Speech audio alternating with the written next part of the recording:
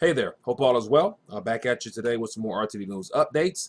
And today I have a variety of articles, and one being Fed policy here, fiscal policy with Treasury Secretary Lou, the auto bubble, Vancouver housing bubble, hoarding and savings, exponential debt, Fed policy from the private bankers, and a wrap up from the global the G2 meeting over in China. And so before I get started, I want to encourage you as always, if you find this news updates to be informative, please click the subscribe button as well as share these news updates so that other people become more monetarily aware.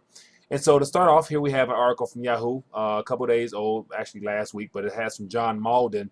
And he's of the mind that the Fed already have in place some plans just in case we actually do fall into the recession officially, to begin, stimulating and basically trying to fight off a greater depression, rather. So the article here is entitled "The Fed May Be Preparing for the Unthinkable: Negative Interest Rates in America." So here he basically just lays a little case showing how it's not far-fetched for central banks to have negative interest rates, being that Switzerland, Sweden, Japan all are below zero. And then he mentions how the Fed, based upon experience, have tend to move a little slow when it comes to just putting out possible policy implementations that it might be making, such as the whole taper plan, which was quantitative easing. How Ben Bernanke first floated the idea in May 2013. It took until October 2014, a full 18 months later, to finally end the bond purchasing program. And then it was another 14 months before the Fed hike rates with a baby step in December of 2015. So basically saying when ideas are floated out there, it usually takes time for them to act upon them.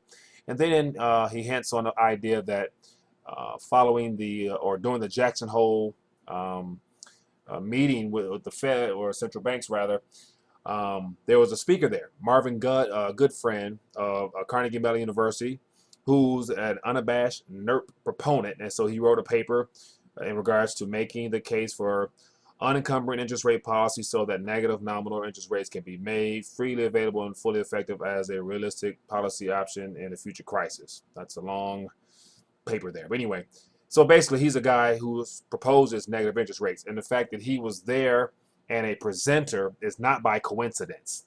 It says Jenny Yellen didn't bring in good friend for entertainment. She wanted to learn how to implement NERP. Yellen's own Jackson Hole speech had a footnote describing a monetary policy rule to replace the Taylor rule that would have sent rates down to -9 in late 2008. It is clearly on her mind, as he says. He says, I believe the Fed wants to have NERP as a policy option when the next recession begins. And then he mentions how, back in February when asked during a congressional testimony if NERP was possible, she kind of hinted that it wasn't, but then in June she said it was. So he's saying between that time frame, something happened to where they discussed some things and kind of put it on the table. So he's basically saying he don't think they'll go to -9, but definitely the recession is coming in his opinion, and this recovery, feeble as it has begun, is already long in the tooth. They are making plans right now. If you think about 2008, 2009 was a wild ride, then your fasten seatbelt, the next crisis will be even wider. So basically saying that since the Jackson Hole and having good friend there, they clearly have some tools available to look further into. So just something to check out if you guys are interested. And the next article I think is quite interesting. It's from Reuters, and it's from this past Monday, and it's Secretary Lou met with German finance minister, and they pretty much basically laid out the idea that there is a need for all policy levers, monetary, fiscal, and structural, to achieve strong, sustainable, and balanced growth, according to the treasurer. Lou emphasized the importance of ensuring continued economic stability as Britain and the European Union work through the results of the British referendum to leave the groupie. So basically, the fact that all policy levers, all policy tools to support growth. And so, if growth is the main important thing for central banks as well as our governments, it's good to say there are some tools that will be implemented that we may not be aware of, or may be quite shocking to us, the public. So I think it kind of plays into the whole idea of possible negative rates. Not saying it's for sure, but yet, at this point, you never know. So, articles below if you're interested. Here's an article from the Activist Post, and it's from Michael Snyder, and it's in reference to our auto loan bubble. It says the $1 trillion consumer auto loan bubble is beginning to burst. So it is quite lengthy of an article, but yet basically mentions a lot of the statistical things as far as how the size of this market is larger than that of the subprime housing market. And Americans are borrowing more than ever for new and used vehicles, and 30 to 60 day delinquency rates rose in the second quarter. The total balance of all outstanding auto loans reached 1.02 trillion between April 1st and June 30th. The average size of auto loan is is at a record high at $29,880, close to $30,000. It says the average monthly auto loan is about $500 or $499. And so he mentions that already auto loan delinquencies are rising to very frightening levels. In July, 60-day subprime loan delinquencies were up 13% on a month-over-month basis, 17% compared to the same month last year. Prime delinquencies were 12% on a month-to-month basis and up 21%. And he just goes on and on and on. And then he mentions here about doomsday of the U.S. dollar. And he talks about just on a more smaller scale, Dollar General, basically the dollar store CEO Todd Bezos just mentioned how things may appear to be going well, and people may be told that things are going well, but yet to the demographic they serve, he, in his opinion, think things are a lot worse, because I assume that people aren't spending, money in the Dollar General as much as they used to. Then he goes on to talk about how ITT Tech basically will not be getting funding, and so they're laying off. And so about 35,000 students are suddenly left out of school, and they're going to let go of 8,000 employees, and on and on and on. And basically saying that at an undeniable that the stage is set for a crisis that will absolutely dwarf 2008. Our national debt has nearly doubled since the beginning of the last crisis. Corporate debt has doubled. Student loan has crossed the $1 trillion mark, and our auto loan debt has crossed the $1 trillion mark. The total household debt has crossed the $12 million mark. We are living in the greatest debt bubble in world history. So, just another perspective from Michael Snyder from the Activist Post, but we have reached another milestone with $1 trillion in consumer auto loan debt. Articles below if you're interested. Here's an article from Zero Hedge that has to do with Vancouver housing bubble. Burst sends local consumer sentiment crashing most in 3 years. And so basically, in Vancouver, from all these dips here in this graph that are here, lots of graphs here just showing a downward spiral.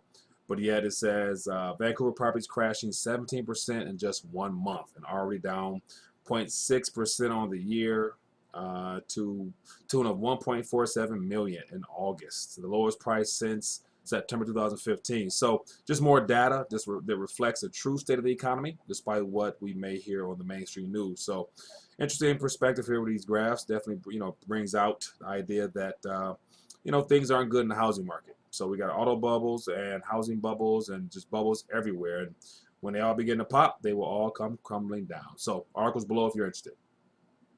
Here's an article from the Sovereign Man, and it's entitled "When They Say Hoarding Instead of Saving, You Know You're in Trouble." And so he starts off, it's a very lengthy article, but he starts off with the idea of Harry Brown, a portfolio, 4-factor portfolio to protect investors. So basically, someone, I'm not sure who Harry Brown is, but yet it's his idea of investing. It said only 4 types of investment would cover all the separate bases in Brown's so-called permanent portfolio. And so it was 4 asset classes, of which 25% to cash, gold, bonds, and stocks is what he recommended. And for 30 years or so, from 1970 on, it did very good. Even in rough times, there's only a couple of times where it didn't do well. It lost in 6.2 in 1981, 1990, and 1994. And so, this guy here who's permanent portfolio, he passed away in 2006, but yet, he's basically saying that since then, 2 of the 4, because of fraudulent monetary policy, bonds and stocks, he's saying that they are under threat, so they don't really, offer the same type of leverage that they did years ago. And he boils down to the end that, cash, being that, it itself was supposed to be something worthwhile hold on to in troubled times. But he's saying here that now the mainstream, jargon is more so that hoarding cash is not really good. Hoarding cash is bad. It's not really considered saving anymore when it's considered hoarding. And so he mentions here an article mentioned actually post from the economist Rogoff, and it says Rogoff and like-minded policy wonks also claim that when people hoard cash, it's bad for the economy. In their view, people should be spending, not saving. This is an incredibly disturbing view shared by many policymakers with God complexes, as Jay Hughes responded to Rogoff in the Wall Street Journal editorial. When someone uses the terms hoarding instead of saving, it means deep down that they believe that others are more entitled to your money than you are. Hughes is right. And he goes on to mention how central banks, their idea is to basically, eventually all go, to zero or negative, to where at that point cash will become very important. So the goal is to begin putting out the news and idea that cash will be removed one day type of thing. So that's why there's such a big push and just mainstream commentary on cash, and it's a subject matter nowadays, as opposed to before it was a no-brainer that you need cash to do business. So he's basically saying at the end of the day, cash will probably be altered, removed, or there'll be a threat to your cash eventually. And then he end up saying that the only thing really worthwhile is some type of stocks, that you have to really carefully pick. And then, of course, at the end of the day, gold. So long article, but yet quite interesting that, hoarding, or better yet, saving your money is now and will probably become considered hoarding in the days ahead. So good article. If you're interested, read it below. Here's a great article from SRS Rocco, and it has to do with this one chart below should drive investors into buying gold and silver. And so basically he mentions how because of the financial times and monetary times we're in, we're in serious trouble. And this chart right here basically gives a good depiction of where we're at now. And it's all because of debt. And he says that it's basically the eye there, you will notice as the debt increased at an exponential fashion, so did US GDP, which means our GDP growth is really fictitious or based on the leveraging of debt. So right here you see from 1791 all the way up to present time, this is actually 2010, but just the exponential increase of debt. And so basically saying that our economy is a debt-based economy where, everything is dependent upon debt. And so if people really understood how important it was to protect themselves from this continuous debt, they would be out, doing something about it in the form of, just reallocating and trading in some of those Federal Reserve notes for sound money, which is gold and silver. So just some more graphs here, a lot of graphs. Then he goes on to more things here, but yet the idea of the article was just to show how exponential the growth of the debt is just through the roof. It's just, you can never imagine. I bet that, those, from 60s and 50s never imagined that they would ever live to see something like this at such alarming numbers. But yeah, just from 1971, debt was 398 all the way to 2021, where they're saying it's going to be 1273 billion. And I think that's probably monthly at that, or I'm sorry, yearly. Deficit wise. But anyway, more news here. If you want to check it out, definitely a good article. He always does good work. So it's below. Here's an article here from Reuters, and it has to do with Fed policymakers defend role of private bankers at central bank. And so it's a short article, but basically it has to do with two Federal Reserve policymakers plan to warn U.S. lawmakers against changing the Fed structure to reduce the role of private bankers at the U.S. central bank. So basically, it mentions here that the Federal Reserve Bank, is held by a bunch of private it's owned rather by or ran by a bunch of private bankers, and so a lot of things they do are not public. And so I guess there's some type of push since Donald Trump mentioned on Monday how the Federal Reserve Bank is creating a false economy by keeping interest rates low.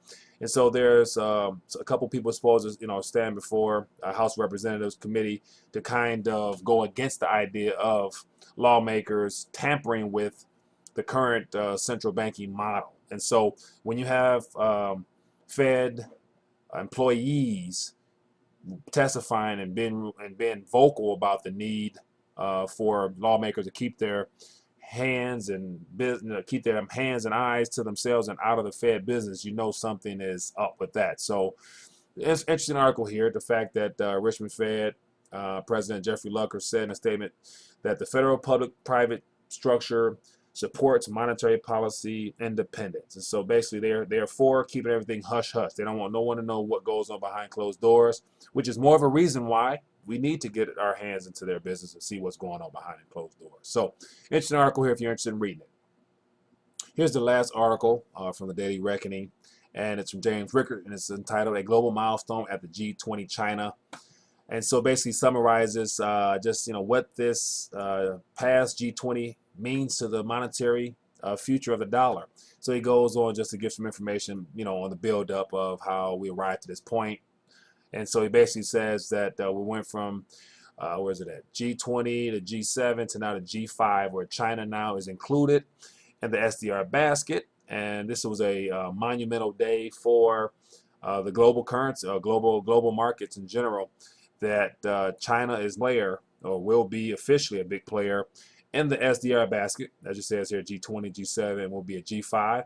And so being that China is, as it puts here, one of the biggest, along with the big boys now, as far as market importance, they are now going to begin slowly but surely over time eroding the dollar away from its current status. And so it's like, what does this all mean? It could mean it could mean inflation. While we're not going to wake up one day and the dollar is going to be dead, there is significance in these events. The dollar doesn't die overnight. It dies in stages. It occurs in a process that has absolutely started, and we're watching them unfold. We're going down a path where there's no turning back, a path where by the time all these institutional arrangements are put in place, you are going to wake up, look around, and realize the dollar is similar to the Mexican peso. If you are going to Mexico, you're going to get some pesos. If you're going to the United States, you're going to get some dollars. So I kind of take that to mean that dollars will only be really wanted and utilized here in the United States, and won't be something that people clamor to outside the U.S. And so that right there, I'm assuming, will come with a major devaluation right there, and as well as price inflation through the roof. But it says the major mechanisms around the world, the balance sheets for the multinational corporations, the funds for major multilateral institutions, global capital markets, and even the price of oil will all eventually be denominated in SDRs. So he's on that SDR basket saying that that will be what nations choose to use beyond the dollar. So here's a little picture here of all the people meeting in China. So that's it for today. Hope you guys enjoyed it. Subscribe if you're new, and share it so that more people become more monetarily aware of what's going on in the news. See you guys later.